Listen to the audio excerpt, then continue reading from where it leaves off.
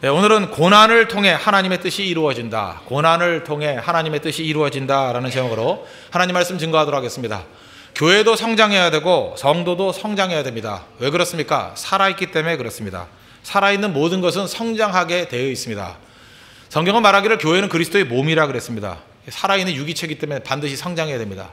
근데 성장하지 않는 교회, 성장하지 않는 성도라 그러면 그건 그리스도의 몸이 아니라 그리스도의 시체다, 그리스도의 강시다, 이렇게 말할 수 있다는 것입니다. 그죠? 이거는 도저히 살아있는 존재라고 말할 수 없다는 것입니다.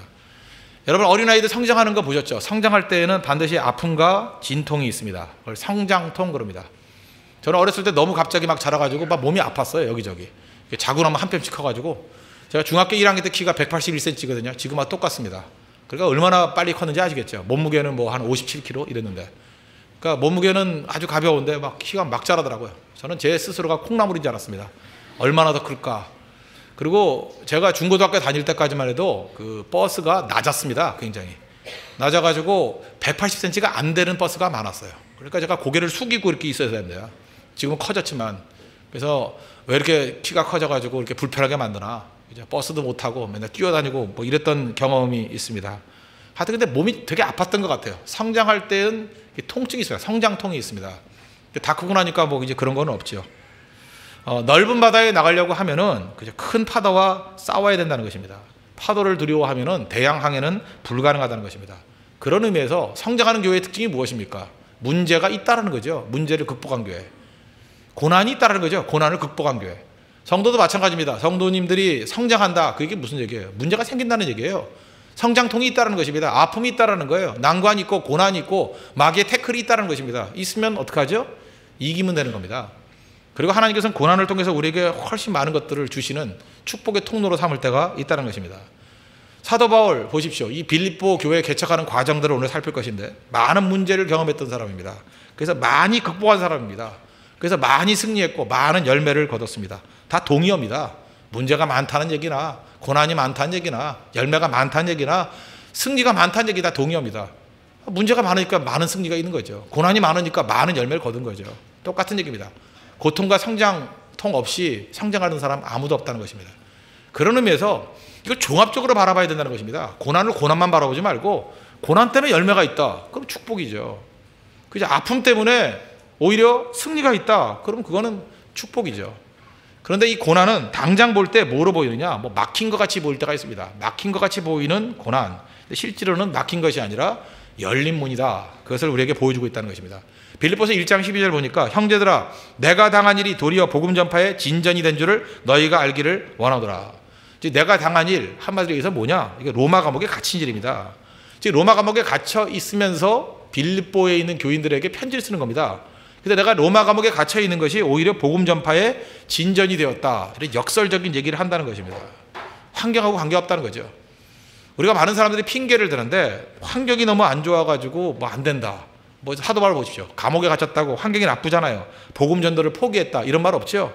나는 이제 모든 희망을 버렸다. 이런 게 없죠. 좌절도 하지 않고 주저앉지 않았습니다. 우리도 그럴 수 있죠. 내 환경이 너무 나빠가지고 아무것도 할 수 없어요. 홍대라는 이런 상황 속에 교회가 들어왔는데 무슨 전도가 됩니까? 다 엉터리 같은 소리라는 거예요. 그죠? 어려우면 어려울수록 생명은 더 강하게 증거될 수 있다는 것입니다. 오히려 고난과 환란이 있기 때문에 오히려 인생은 더 풍성한 열매를 거둘 수 있다는 것입니다. 우리 홍대세교의 모든 성도들은 고난을 즐길 줄 알고, 고난 때문에 열매가 더 풍성해지고, 고난 때문에 더 큰 승리를 맛볼 수 있는 우리 믿음의 종 되기를 바랍니다. 그럼 오늘 차례대로 살피겠는데, 꽉 막힌 것 같이 보이는 고난이 주는 의미가 무엇인가? 그죠? 몇 가지 살피겠습니다. 첫째는 방향 제시입니다. 방향 제시. 우리 사도행전 16장으로 넘어가 보십시오. 16장, 사도행전 16장 6절을 보겠습니다. 성령이 아시아에서 말씀을 전하지 못하게 하시거늘 그들이 부르기아와 갈라디아 땅으로 다녀가, 이런 말씀이 나옵니다. 원래 사도 바울이 복음 증거하기를 원했던 장소는 아시아입니다. 정확히 말하면 지금 터키 지방이 북쪽이에요. 흑해 연안, 거기를 아시아라고 불렀거든요. 그러니까 터키 지방입니다. 그 당시에는 오히려 터키 쪽이 그 문명지대였고, 유럽은 미개한 지역이었습니다. 그러니까 문명지로 가고 싶은 마음이 다 있죠. 사람이 그렇지 않습니까? 사람 많은 곳에 가려고 그러지 뭐 이렇게 없는 곳에 가려는 사람이 누가 있겠습니까? 그래서 자기는 아시아 쪽으로 가려는 마음이 있었습니다. 근데 하나님이 막으셨다, 이렇게 얘기합니다. 7절 보십시오. 무시아 앞에 이르러 비두니아로 가고자 했을 때 예수 영이 허락하지 아니하시는지라. 그래서 그 다음 차선책이 뭐예요? 비두니아로 가려고 발버둥을 쳤습니다. 애썼다 그렇습니다. 그런데 예수의 영이 막으셨다. 성령께서 그의 발걸음을 막았습니다. 환경이 그의 발걸음을 막았습니다. 상황이 여의치 못해가지고 계속 괴로움 당했습니다. 예수 믿는 사람들 이럴 수 있나요? 이럴 수 있다라는 것입니다. 지금 사도 바울은 좋은 뜻으로 충성된 마음으로 헌신했는데 자꾸만 길이 막힙니다. 우리 가운데도 그럴 수 있죠. 충성하고 헌신하고 진장하고 간사하고 리더하고 하는데 뭐 결혼도 안 되는 것 같고 뭐 사업도 잘 안 되는 것 같고 직장도 힘든 것 같고 뭐 바람은 부는데 마음속에 바람은 더 세게 부르고 뭐 이럴 수 있다라는 것입니다. 잊지 마십시오. 이게 막힐 때는요, 그때 하나님 일 안 하시는 게 아니에요. 그때 일하고 있다니까요. 막히면 억지 부르지 말고 기도하면서 끈덕지게 버티십시오. 그때 하나님 일하고 있는 거예요. 우리가 무슨 피트니스 센터 같은 데서 운동할 때 보면은 뭐 제가 우리 황 목사님한테 이렇게 운동 가끔 배울 때 있는데 저한테 항상 얘기하는 게 그거예요. 아, 목사님 너무 이렇게 운동을 빨리 한대요. 뭐 이렇게 잡아당길 끈도 이렇게 빨리 하거든요. 급해가지고. 뭐 20번 하십시오. 그러면 20번 10번 이렇게 끝내버리거든요. 그러면 운동이 안 된대요. 오히려 근육 상한대요. 천천히 잡아당겼다가 천천히. 진짜 더 힘들어요, 그거야. 그죠? 그런데 그렇게 천천히 하는 과정 가운데 어떤 때 정지된 상태에 머물러 있는 거. 이렇게 스프링 같은 거 잡아당기고 정지해 있다는 게 뭐예요? 아무것도 안 이루어지고 고난 가운데 있는 것 같이 힘들기만 하지만 그때 어떤 일이 벌어져요? 근육이 생기잖아요. 머슬. 그죠? 머슬이 생기는 머슬이. 그죠? 아세요? 무슨 생긴지? 하나님께서 우리 영적인 머슬을 만들려고 그렇게 머물게 만들 때도 있고 어떤 때는 더 성숙하게 만들려고 어떤 때는 더 중요한 방향 전환을 위해서 그렇게 할 때가 있다는 것입니다. 여러분 인생에서 제일 중요한 게 뭐예요? 방향 아니에요? 방향? 어느 방향으로 가야 될지. 근데 방향 모르고 이리 뛰고 저리 뛴다고 하면 됩니까? 방향 없이 향방 없이 뛰는 거죠. 일단 방향만 알면 시간 싸움이잖아요. 천천히 가든 늦게 가든 방향만 올바르면 결국은 가긴 가는 거잖아요. 문제는 무엇입니까? 방향도 모를 때 그때 진짜 황당해지는 거죠. 산에서 왜 사람들이 낙오되는지 아십니까? 방향 잃어버리기 때문에 그래요. 뭐 지쳐서 쓰러지는 게 아닙니다. 방향만 잡으면 기어서도 나와요. 근데 방향을 못 잡으니까 거기서 낙오돼가지고 어려움 당하게 된다는 것입니다. 조난 당하게 된다는 거죠. 시간을 한참 보내다가 드디어 환상을 봅니다. 9절 보십시오. 밤에 환상이 바울에게 보이니 마게도냐 사람 하나가 서서 그에게 청하여 이르되 마게도냐로 건너와서 우리를 도우라 하거늘 바울이 그 환상을 보았을 때 우리가 곧 마게도냐로 떠나기를 힘쓰니 이는 하나님이 저 사람들에게 복음을 전하라고 우리를 부르신 줄로 인정함이러라. 환상을 바라보고 드디어 확신이 왔다는 것입니다. 오랜 시간 동안의 어떤 기다림 다음에 하나님께서 가야 될 방향을 명확히 보여주시더라는 거예요. 여러분 인생에서 비전이 중요합니다. 그래서 예배 시간이 뭔지 아십니까? 에너지 없고 힘 없고 이런 것도 중요하지만 인생의 방향 찾는 거예요. 이 방향이 올바르지 않으면 얼마나 힘들어지는지 아십니까? 방향만큼 중요한 게 없다는 거예요. 제가 스쿠버 다이빙 하는 사람의 얘기를 들어봤습니다. 이 물속도 이렇게 깊이 들어가면요 무중력 상태가 돼버린답니다. 이게 수심 뭐 한 15m, 20m만 들어가도요 이게 방향 감각을 잃어버린대요.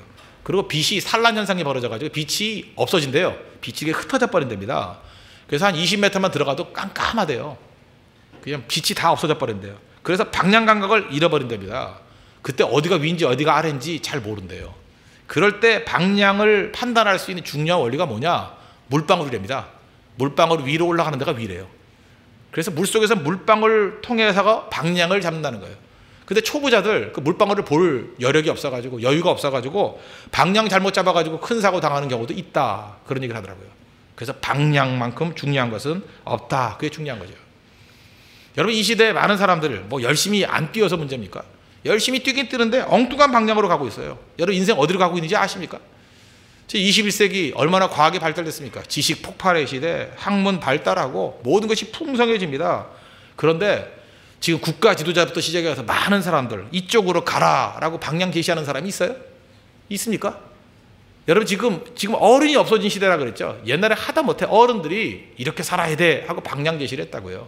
전통적인 가치를 가지고도 방향 제시를 했고 도덕적인 가치를 가지고도 방향 제시를 했다고요. 지금 젊은이들과 대화를 나눠보면 가장 기초적인 것도 방향도 몰라요. 방향이 뭔지 알아요? 나 좋을 대로요. 나 좋을 대로. 내가 좋으면 다 된대요. 세상에 이런 엉터리 같은 얘기가 있어요. 나 좋을 대로 하라는 얘기가 뭐예요? 망하라는 얘기죠. 아니 어린애 4살 5살짜리한테 네 마음대로 해라 죽으란 얘기죠. 그렇지 않아요? 자기가 원하는 대로 하면 죽는 거 아니에요? 망하는 거 아니에요?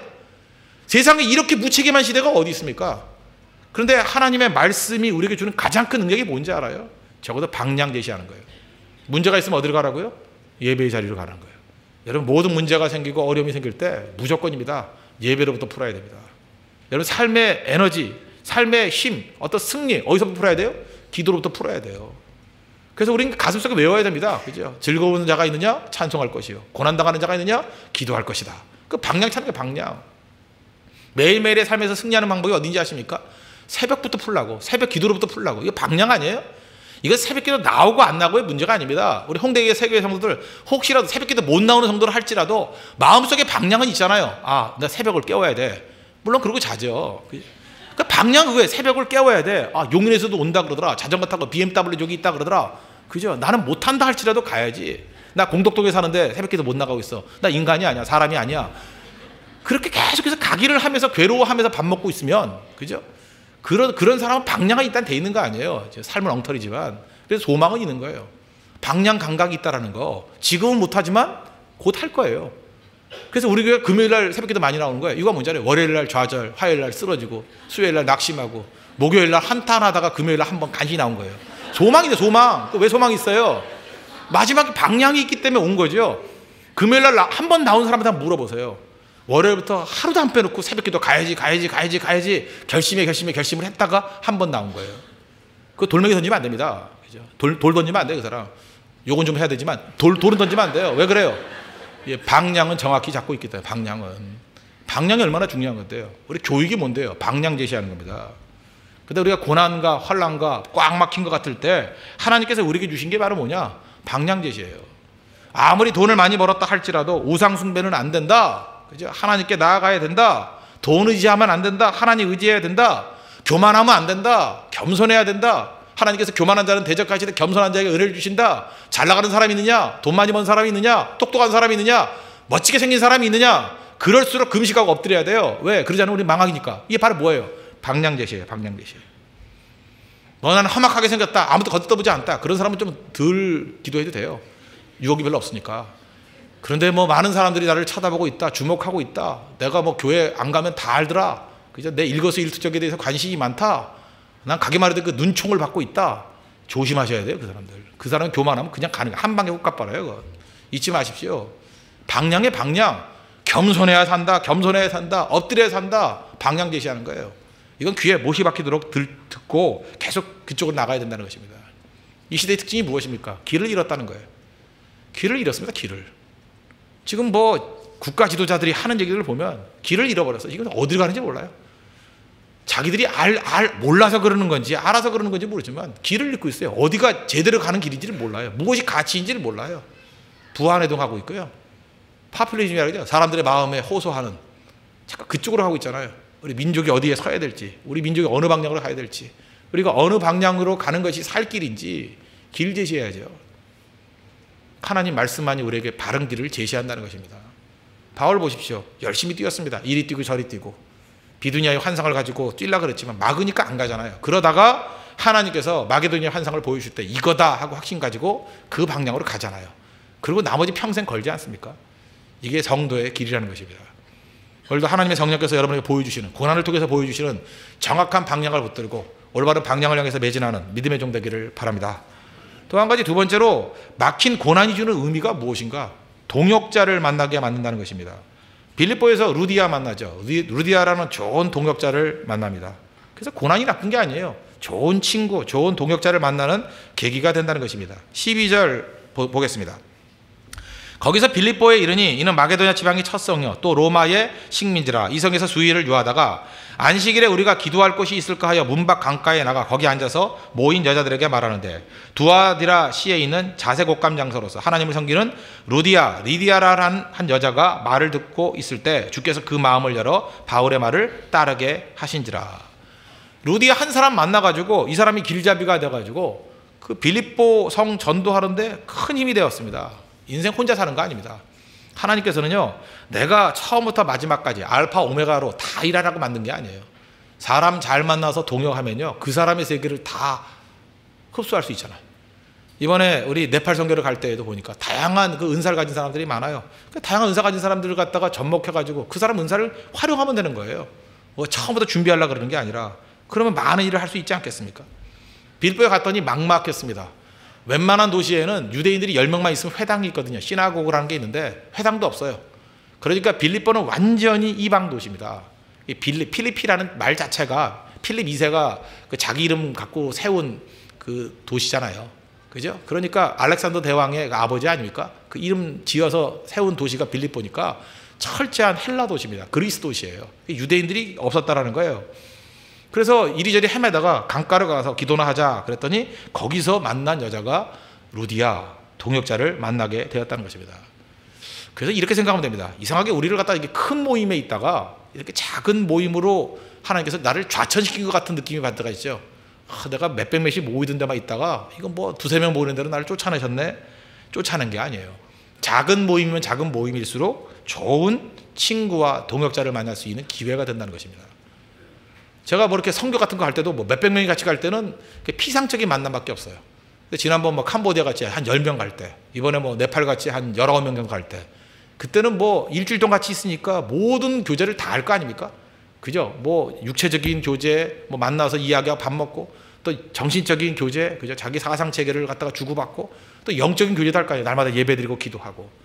그러니까 뭐 지정이 모든 것이 다 동원되는, 영육이 동원된 그런 교제를 나누니까 정말로 좋은 동역자와 친구를 만날 수 있는 계기가 되지 않겠습니까? 하나님께서 우리에게 작은 모임으로 이끄시는 건 그런 의미가 있다는 것입니다. 그래서 작은 기도 셀들, 이게 되게 중요한 거예요. 거기서 우리 평생의 동역자를 만날 수 있다는 것입니다. 하나님은 참 재밌죠. 원래 사도 바울이 가고자 한 데가 어디였다고요? 아시아예요. 근데 두아디라는 데가 어디입니까? 우리 요한계시록에 보면 소아시아 7개에 나오죠. 에베소, 사모나, 바가모, 두아디라. 세 번째죠. 사대, 빌라델피아, 라오디게아. 그죠? 두아디라. 소아시아에 가려고 했었는데 못 갔잖아요. 그랬더니 하나님께서 두아디라에 있는 여인을 불러다가 빌립보에서 만나게 만드시더라는 거예요. 그러니까 우리가 하나님 앞에서 기도했던 건 하나도 땅에 떨어지는 게 없습니다. 그죠? 기도하면 다 이루어 주신다는 거예요. 내가 소아시아 가기를 원합니다. 아시아 가기를 원합니다. 그랬더니 하나님께서 방향을 유럽으로 틀었지만 소아시아에 있는 두아디라의 출신의 루디아를 만나게 만들어 주시지 않습니까? 그런 의미에서 옛날에 어떤 뚱뚱한 가수가 불렀던 노래 있죠. 노사연이라고. 우리의 만남은 우연이 아니야. 이건 참 신앙 고백인 것 같아요. 진짜 그런 것 같아요. 우리의 만남은 결코 우연이 아닙니다. 기도하고 부르짖었던 것들에 대한 마지막 결론이라는 것입니다. 마태복음 10장 29절 보니까 참새 2마리가 한 아사르니에 팔리는지 아느냐. 그러나 너희 아버지께서 허락하지 아니하시면 그 하나도 땅에 떨어지지 아니하리라. 참새 하나 떨어지는 것도 우연이 아니라는 거예요. 하나님이 허락하지 않으면 안 떨어진다. 무슨 얘기예요? 우연은 없다. 하나님께서 다 이끄시는 것이다. 오늘도 여러분 옆자리에 앉은 사람이 우연이라고 생각하지 마십시오. 그죠? 하나님의 뜻입니다. 괜히 앉았다 그러지 말고 뭔가 뜻이 있어요. 그죠? 뜻이 있는 거예요. 그러니까 모든 만남에는 메시지가 있는 겁니다. 메시지가. 저는 그래요. 사람 만날 때마다 하나님께서 이렇게 억지로도 만나게 만드시고 그러거든요. 그리고 만남에는 분명히 메시지가 있어요. 메시지. 특별히 고난 중에 만나는 사람은요, 메시지예요. 그건 하나님께서 메신저로 그를 보낸 거예요. 고난 중에 만나는 사람. 그래서 고난 중에 이제 목사가 이렇게 신방을 가거나 만나거나 하잖아요. 그럴 때는 제가 많이 느껴요. 아, 내가 하나님의 메신저구나.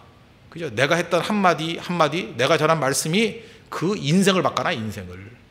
그렇게 정말 준비된 마음으로 가야죠. 하나님, 내 이 만남을 통해서 하나님께서 놀랍게 역사하시는군요. 내가 하는 이 한마디를 통해서 죽었던 사람이 살아나고 완벽하게 좌절에 빠졌던 사람이 새 힘을 가지고 일어서게 되더라는 것입니다.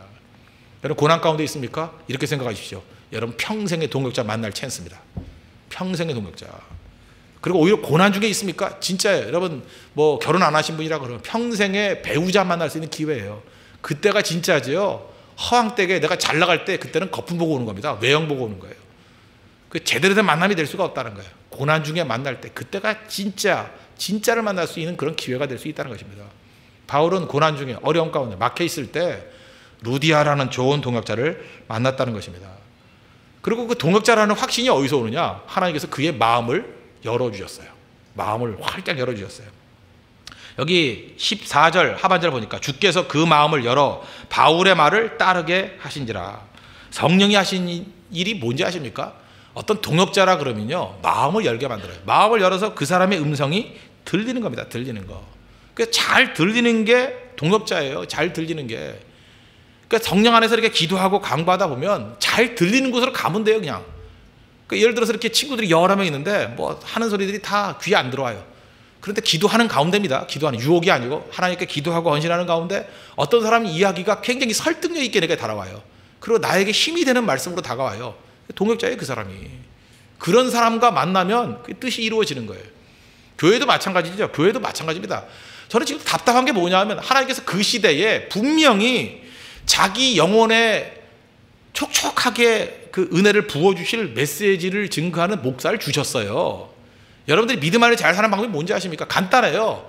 들리는 곳에 가면 돼. 들리는 곳에. 내가 하여튼 그 목사가 하는 설교는 들리더라. 하여튼 그 목자가 하는 설교가 들리더라. 그 말씀이 하나님 말씀이 들리더라. 그러니까 들리는 곳에만 가면 다 살아나요. 다 살아나는데 이상해요. 이 바보 천치들인지 안 들리는데 끝까지 버티고 있어요. 안 들리는데요. 그래서 만들어낸 개념이 뭐예요? 무슨 모교회라는 모교회가 있어요, 성경에. 그죠? 일단 목사는 들리게 만들어야 되겠지만, 그죠? 일단 들리는 곳에 가야 돼. 들리는 곳에. 무조건 들리는 곳에 가면 다 살아나게 돼 있어요. 왜? 믿음은 들으면서 나고 들으면 그리스도의 말씀으로 말미암느니라. 그랬잖아요. 그래서 우리 모든 성도들이 지금부터 해체 모여하면 돼요. 들리는 곳으로. 그러면 다 살아나게 돼 있어요. 그 제일 싫어할 게 누굴까요? 마귀가 싫어해요. 마귀가 막는 거예요. 이렇게 막고 저렇게 막고 그냥. 우리 자손들도 마찬가지입니다. 자손들에게 우리 앞선 세대가 해야 될 일이 뭐냐면 말씀 들리도록 애써야 돼요. 그들에게 들릴 수 있어요. 잘 알아듣게 말씀 증거해야 돼요. 그게 만약 실패했다 그러면 그 다음 차선책입니다. 들리는 곳에 보내야 돼요. 우리 자손 들리는 곳에 보내야 돼요. 말씀이 들리면 살아나요. 들리면. 우리 교회도 어떤 그 가정에는 아이들이 그 외국어밖에 못해요. 그래서 홍대석에 왔다가 계속해서 몇 주 동안 못 듣고 헤매고 막 그랬어요. 그래서 엄마가 막 걱정을 하더라고요. 그래서 제가 그랬죠. 노력하고 안 되고 우리가 뭐 이렇게 통역 설교해서 안 되고 뭐 청한다면 할 수 없지 않냐. 들리는 곳이 어디냐. 들리는 곳이 있다 그러면 거기 가라고. 우리가 들리도록 노력할 거라고. 그러나 지금 안 들린다 그러면 들리는 곳에 가라고. 그게 옳은 거죠. 애가 들려야 성장을 할 거 아니야. 안 들리는데 무슨 성장이 있어요. 그러면서 우리는 또 발버둥 치는 거죠. 어떻게 하면 들리는 말씀을 증거하는 교회가 될 것인가. 그 싸움 벌여야 된다는 것입니다. 지금 바울과 루디아가 동역자가 될 때 있었던 이유가 뭐예요? 이상하게 루디아는요, 바울의 음성을 들으니까 하나님의 음성으로 들리더라는 거예요. 누가 그렇게 만들었어요? 성령께서 그 마음을 열어서 듣게 만드시더라는 거예요. 그러니까 그의 마음 가운데 놀라운 역사가 나타나지 않습니까? 여러분 마찬가지입니다. 기도하면서 하나님, 내 귀가 열려서 듣게 해 주십시오. 듣는 자가 동역자입니다. 이건 뭐 결혼 정년기에 놓여 있는 형제자매들도 마찬가지라고 생각합니다. 이 사람 저 사람 했는데 다 쓰잘데없는 소리 같이 들리는데 이상하게 그 오빠의 음성이 들려요. 그 오빠의 음성이 자꾸만 들리는 거야. 귀에 쟁쟁하도다. 오빠의 음성을 내가 들으니 이게 이상하게 540장 찬송기를 들으면 그 주의 음성을 내가 들으니를 오빠의 음성을 내가 들으니 사랑하는 말일세 이러면서 계속 감동이 온다. 그러면 계속 만날 가치가 있는 거고 듣기만 해도 듣기 싫어요. 그냥 목소리도 듣기가 싫어. 그 억지로 만나는 거 아니에요. 목소리도 듣기 싫은데 배경이 너무 좋아가지고 엄마가 만나게 만든다. 그거 만나면 안 돼요. 그런 거. 안 들리는 사람은 왜 만나요? 안 들리는데. 성령께서 이렇게 눈도 열게 만드시고요. 이렇게 음성도 들리게 만들어요. 들리게. 듣는 곳으로만 가면 모든 일이 다 풀리게 되어 있다는 것입니다. 억지로 살지 마십시오. 그래서 고난을 통해서 우리에게 주시는 게 뭐예요?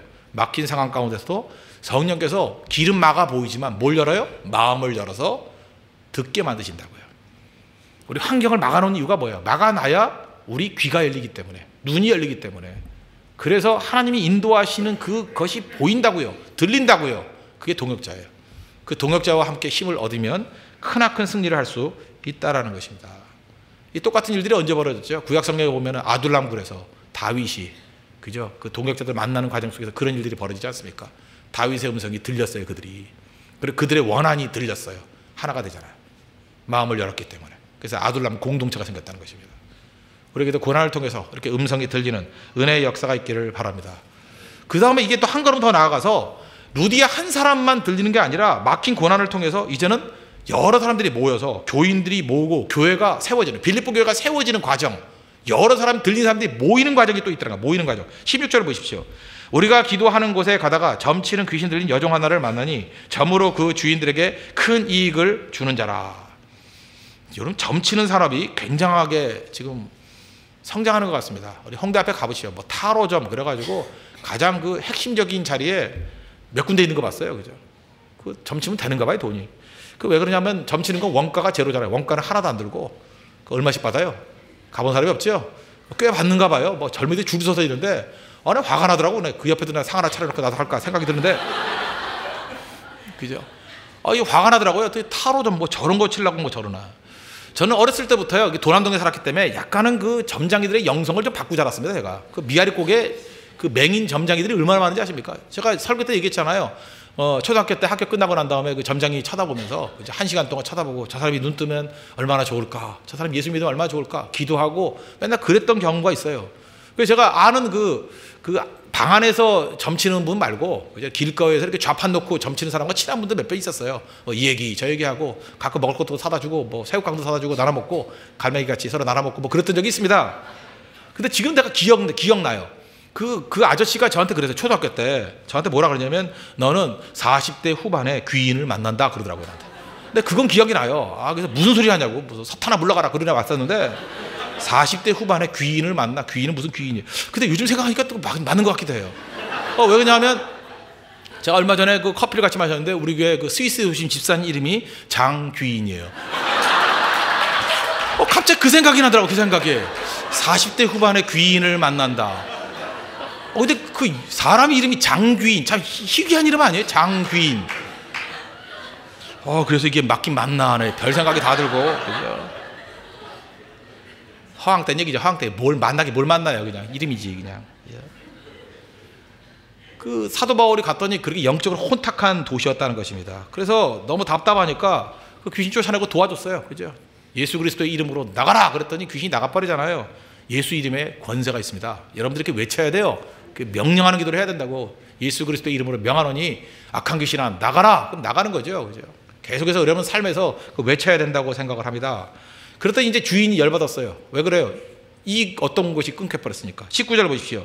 여종의 주인들은 자기 수익의 소망이 끊어진 것을 보고 바울과 실라를 붙잡아 장터로 관리들에게 끌어갔다가, 자기 수익의 소망이 끊어진 것을 보면서 화가 나가지고 감옥에 집어넣었다는 것입니다. 여기서 알 수 있는 게 뭐예요? 우리 기독교 미신이 있어요. 기독교 미신 가운데 하나가 뭐냐? 하나님 뜻대로 행하면 모든 일이 평탄하다. 이런 미신을 갖고 있어요. 이건 미신이에요. 미신. 하나님의 뜻대로 하면 모든 일이 다 평탄해져요? 누가 그래? 누가? 언제 하나님이 그런 약속을 주셨어요? 그런 약속 없습니다. 하나님은요, 고난을 통해서라도 하나님의 뜻은 이루어져요. 우리 인간은 그렇잖아요. 평탄해야 이루어지잖아요. 하나님 나라는 달라요. 평탄해서 이루어지는 일도 있지만 고난을 통해서 이루어지는 일이 더 많아요. 그래서 내 삶에서 어떤 가치 있는 일, 내 삶에서 좀 어떤 열매를 거둔 일이 벌어진다 그러면 거의 90% 이상은 고난을 통해서 이루어져요. 요셉의 많은 그 약속들 고난 통해서 이루어졌죠. 다윗의 많은 약속들 고난 통해서 이루어졌죠. 안 그래요? 평탄하게 이루어진 게 뭐가 있어요? 평탄하게 이루어진 게 없죠. 평탄했을 때 오히려 썩었죠. 타락했지. 언제 무슨 하나님의 뜻이 이루어져요? 뒤집어 얘기하면 내 인생에 고난과 환난이 많다. 그게 뭐예요? 하나님이 나 사용하시는가 보다. 나를 통해서 열매 거두시는가 보다. 뭔가 특별하게 나를 사용하시는가 보다. 그게 맞는 거죠. 그렇지 않아요? 좀 생각 좀 해봐요. 생각하면서 살아보라고. 생각 조금만 해봐도 그렇잖아요. 고난 통해서 열매 거뒀죠. 언제 평탄함 통해서 열매 거뒀냐고요. 그래서 여러분들 나는 이상하게 나이가 찼는데도 불구하고 결혼이 잘 안 된다. 그냥 난 예쁘게 생겼는데, 아무리 거울을 봐도 너무 예쁘게 생겼는데 남자가 따르질 않는다. 그럼 뭔가 뜻이 있는 거예요. 하나님의 뜻이. 그죠? 여러분을 통해서 무슨 일을 벌일지 어떻게 알아요 그거? 그래서 혼자 기도하면서 기다려야죠. 이게 뭐 하나님의 놀라운 뜻이 있는가 보다. 그게 맞는 거죠. 뭐 21살에 결혼하고 뭐 하느님과 척척대고 뭐예요? 그거 아무것도 아니지. 나는 빨리 죽으려는가 보다. 미인방명이다. 그렇게 생각하는 게 맞아요. 그거는. 그렇잖아요. 뜻을 이루려고 할 때 금방 이루어지는 게 어디 있어요? 고난과 환난을 통해서 내성을 기르게 만들고 근육을 기르게 만들고 하나님이 방향을 정해서 동역자를 붙여서 그 모든 과정이 다 뭐를 통해서 이루어져요? 고난을 통해서 이루어지는데, 고난 없이 어떻게 동역자가 생겨요? 고난 없이 사람이 뭐예요? 고난 통해서 사람도 모이고 동역자도 생기고 모든 일이 다 이루어지는 거 아닙니까? 고난은 축복입니다. 고난은 하나님께서 나를 사용하신다는 증거예요. 이렇게 하나님 뜻대로 순종했더니 귀신 쫓아냈더니 감옥에 들어갔어요. 좌절하고 낙심했어요? 하나님 이럴 수가 있습니까? 그렇습니까? 아니죠. 25절 보십시오. 감옥에서 찬송하고 기도했습니다. 한밤중에 바울과 실라가 기도하고 하나님을 찬송하며 죄수들이 듣더라. 바울과 실라는 하나님의 주권을 믿었습니다. 그죠? 로마서 8장 28절 보니까 우리가 알거니와 하나님을 사랑하는 자 곧 그의 뜻대로 부르심을 입은 자들에게는 모든 것이 합력하여 선을 이루느니라. 하나님의 선을 이루심, 합력하여 선을 이루심을 믿었어요. 그래서 찬송하고 기도했습니다. 그랬더니 어떤 일이 벌어져요? 감옥이 뒤흔들렸어요. 감옥의 기초가 흔들흔들했다고요. The foundation of the prison was shaken. 흔들어야죠. shake shake. 옛날에 그런 노래 있었는데 그죠? shake shake. 그런 거 다 한번 불러볼까? shake shake. 그죠? 막 흔들어야죠. 여러분들이 들어갔는데 왜 안 흔들려요? 흔들려버려야지. 우리가 들어왔더니 홍대가 흔들려버려야죠. 그죠? 클럽들이 흔들려버려야죠. 다 흔들흔들. 어차피 들어가면 다 흔들지만. 그죠? 우리 바깥에서 흔들어야죠. shake shake. 그죠? 흔들어야죠. shake. 콜라라도 흔들어야죠. 콜라라도. 그죠? 흔들어가지고 따가지고 얼굴에 차박아 놓든지. 그죠? 흔들어야죠. 우리 성도가 들어가는데 흔들리지 않는다라는 거 이게 문제가 아닙니까? 있는 곳이 다 흔들려야죠. 사도행전 16장 26절 보시죠. 이에 갑자기 큰 지진이 나서 옥토가 움직이고 문이 다 열리며 모든 사람의 매인 것이 다 벗어진지라. 성도가 들어가서 찬송하고 기도하면요 흔들려요. 막 흔들린다고. 딱딱하고 굳어진 곳이 있습니까? 성도가 들어가면 기도해요. 막 흔들려 막. 그죠? 여러분들이 원래 저녁 예배 나오던 사람들이었어요? 솔직히 말해 나오던 사람들이었어요? 얼마 전까지 이거 반도 안 나왔어요. 근데 왜 나왔어요? 막 흔드니까, 말씀 가지고 막 흔드니까, 기도하니까. 못 견디겠죠? 여러분이 응원하던 야구팀 오늘 졌죠? 그죠? 삼성 라이온스 져가지고 낙심한 마음이 왔죠? 안 그래요? 뭐 야구에 관심이 없는가 보래요. 그죠?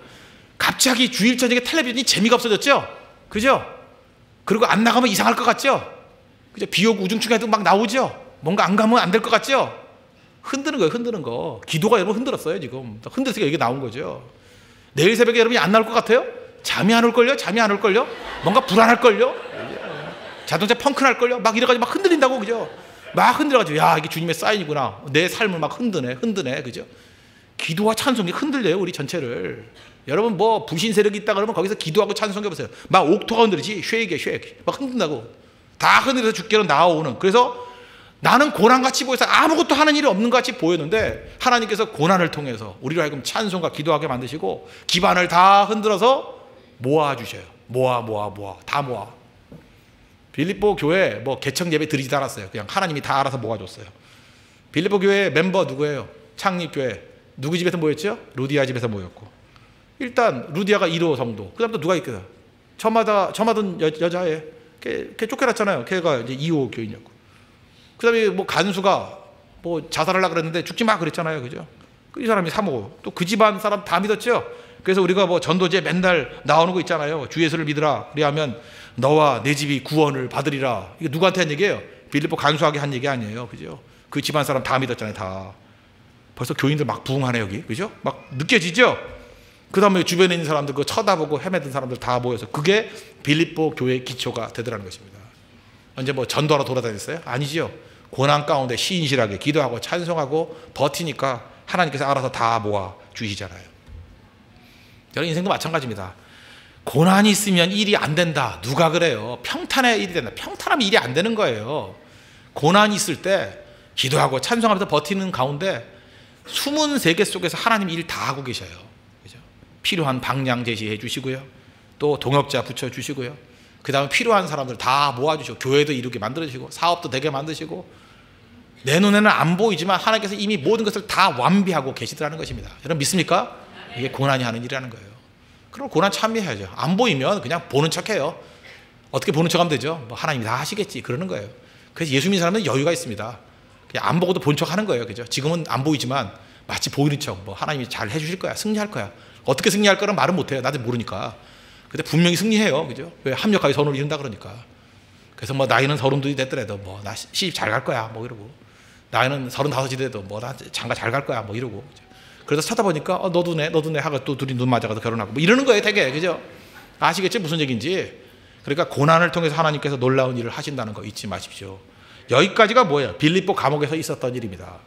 그리고 빌립보서 1장 12절로 넘어갑시다. 다시 넘어가니까 1장 12절. 형제들아 내가 당한 일이 도리어 복음 전파에 진전이 된 줄을 너희가 알기를 원하노라.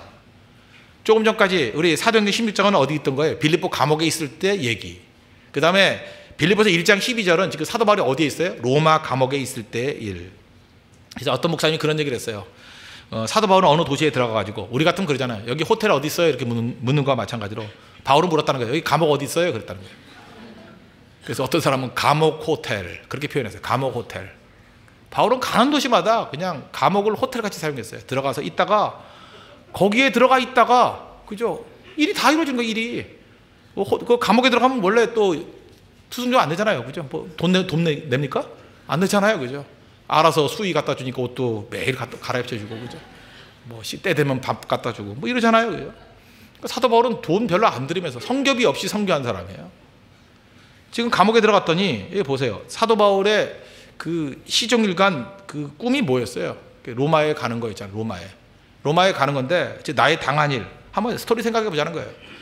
하나님께서 감옥에 들어가게 죄수의 몸으로 지금 로마에 간 거죠. 그 사도행전 읽어보면 아시죠? 죄수의 몸으로 로마에 간 겁니다. 사도행전 19장 21절 보니까 내가 예루살렘에 갔다가 로마도 보아야 하리라. 그러니까 사도 바울의 꿈에도 소원은 로마에 가는 거예요. 그런데 로마에 어떻게 갔어요? 제 발로 걸어간 게 아니라 그죠? 감옥에 갇혀가지고 죄수의 몸으로 끌려서 갔어요. 이 가이사라에서 2년 동안 제가 가이사라 얘기했죠. 가이사라라는 게 두 군데가 있다고. 헐몬산 밑에 있는 데를 뭐라 그래요? 가이사라. 거기도 가이사라인데 거기는 가이사라 빌립보. 그다음 또 하나 가이사라가 어디 있어요? 쭉 가서 그 해안가에 있는 거. 지금 가이사라 없어져 버렸어요. 그 로마와 연결되는 그 항구를 만들었어요. 그래서 지금은 아직 폐허가 돼서 없어졌는데 당시에는 로마로 가는 멀리 가는 배는 어디서 타야 돼요? 가이사라에서. 그 다음에 그네를 가는 데는 어디서 타야 돼요? 지금의 텔아비브. 그걸 뭐라 그랬어요? 요빠라는 항구에서는 그네 갈 때에는 요빠라는 항구에서 배를 타야 되고 로마같이 이렇게 멀리 가는 장거리 비행하듯이 장거리 항해를 할 때는 가이사라에서 배를 탔다고요. 근데 사도 바울이 가이사라에서 2년 동안 감옥에 갇혀 있었어요. 거기서 배 타고 어디로 가요? 이제 로마를 향해서 가잖아요. 어쩜 그 사도행전에 다 있는 얘기를 그렇게 생소하게 듣습니까? 이게 다 있거든요, 사도행전에. 그러니까 이제 목사 할 맛이 나긴 나는데, 그죠? 밤낮 잊어버리니까. 근데 우리 같으면 그러잖아요. 가이사라에서 배 타고 빨리 가면 좋은데 왜 죄수로 가게 만듭니까? 그런데 그죠? 성경을 보면 사도행전 23장 12절 보니까 바울을 죽이기 전에는 먹지도 아니하고 마시기도 아니하겠다 동맹한 사람이 40명이래요. 정신 나간 놈들이죠. 자기 할 일을 하지 왜 사도 바울 죽이겠다고 40명이나 먹지도 않고 마시지도 않겠다. 그리고 숨어서 또 다 먹었어요. 말만 그렇게 하고, 그죠? 안 먹었으면 다 죽었지, 그죠? 근데 다 먹었다고. 하여튼 그런 사람이 있었다라는 거예요. 그러니까 위험했죠.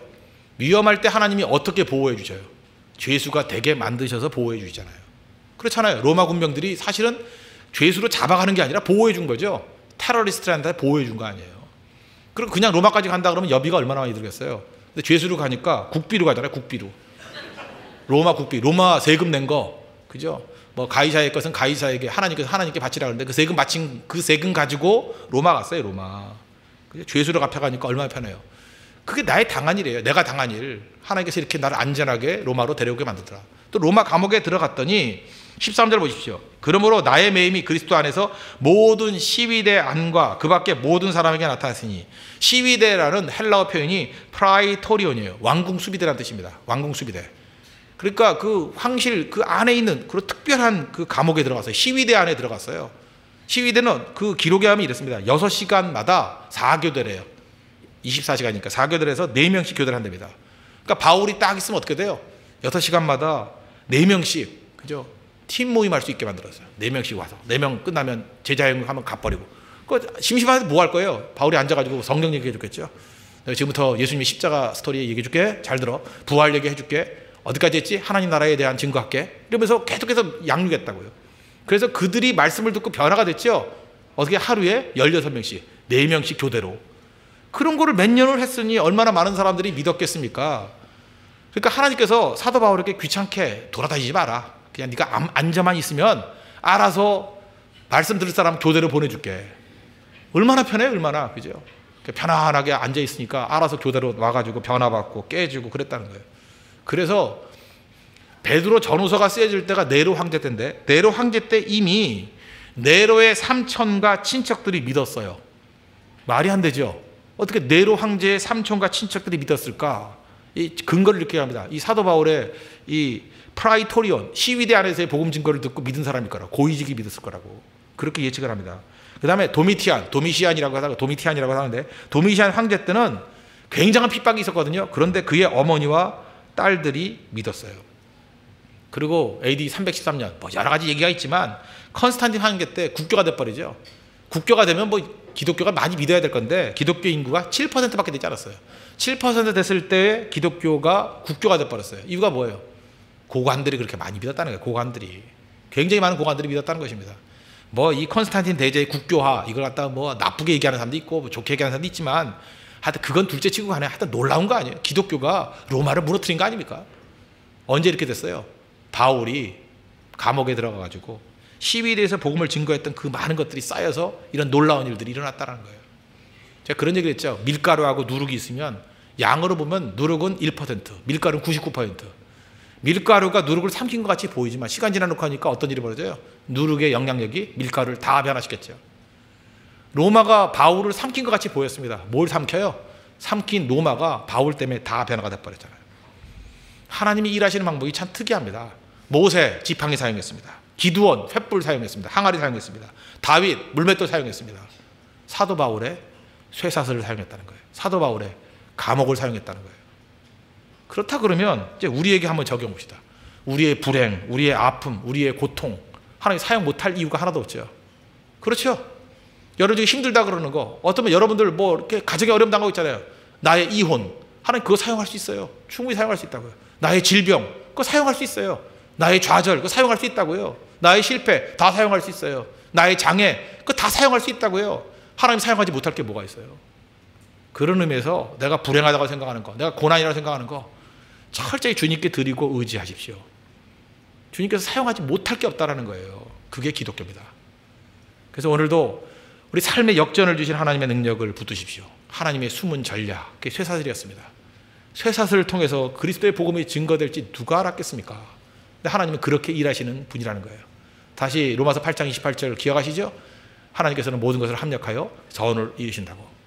저는 오늘도 이 저녁에 나오신 모든 성도들 삶에 다양한 문제들이 있을 것입니다. 다양한 아픔이 있을 것입니다. 저는 분명히 확신해요. 하나님 그거 다 사용하실 것입니다. 믿습니까? 그걸 통해서 풍성한 열매를 거두실 것입니다. 믿습니까? 그런 능력 역사가 나타난다는 거예요. 하나님께 드리고 철저하게 기도해서 풍성한 승리를 맛볼 수 있는 믿음의 종 되기를 바랍니다. 고난을 통해서 방향 제시하고 고난을 통해서 동역자를 만나게 만드시고 고난을 통해서 동역자들을 모여서 교회되게 만드시고 동역자를 이 고난을 통해서 또 복음의 진전이 있게 만드신 하나님 믿고 의지해서 우리도 승리하는 하나님의 거룩한 종 되기를 축원합니다. 기도하겠습니다. 우리 다 같이 하나님 앞에 간구하도록 하겠습니다. 하나님 내 고난을 선용하신 하나님 믿고 의지합니다. 바른 방향 찾고 동역자 만나고 또 세워지고 진전이 있도록 해달라고 다 같이 하나님 앞에 간구하도록 하겠습니다.